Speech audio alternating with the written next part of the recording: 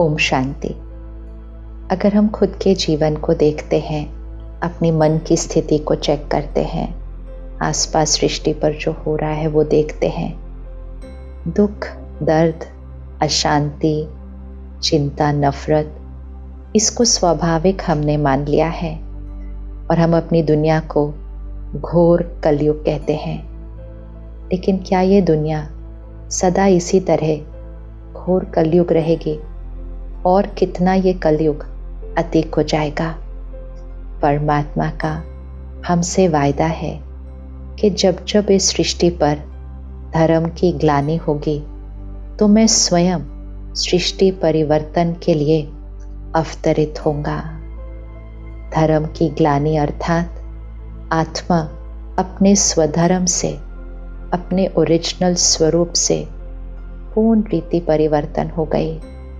काम, क्रोध, लोभ, मोह, अहंकार, ईर्ष्या, द्वेष, इसको ही अपना संस्कार मान लिया और फिर जैसा संस्कार वैसा ही संसार होगा। तो संसार कलयुगी रात्रि के दौर से गुजर रहा है और अब ये सिर्फ रात्रि नहीं रही, अब ये घोर रात्रि हो गई है। लेकिन घोर रात्रि के बाद सवेरा तो आना ही है, कलयुग के बाद सतयुग तो आना ही है। लेकिन ये सतयुग आएगा कैसे? हम आत्माएं जो अपने धर्म से पूर्ण रीति हट चुकी हैं, धर्म अर्थात आत्मा का निज धर्म, आत्मा के मूल संस्कार, हम वापस अपनी वो संपूर्ण पवित्रता, शक्ति, प्यार, उस स्थिति पर हम वापस कैसे पहुंचेंगे? क्योंकि सतयुगी संसार लाने के लिए तो सतयुगी संस्कार चाहिए। तो सतयुगी संस्कार हमारे बनेंगे कैसे?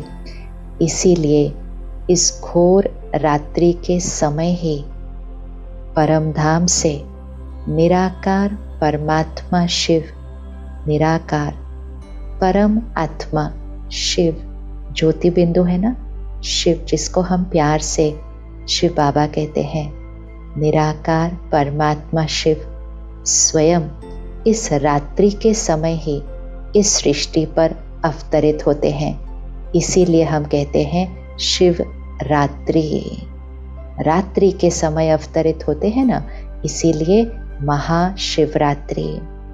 निराकार परमात्मा शिव सृष्टि पर अवतरित होकर हमें ज्ञान की बूंद बूंद समझाते हैं, अर्थात हमारे बुद्धि रूपी कलश में ज्ञान की बूंद हर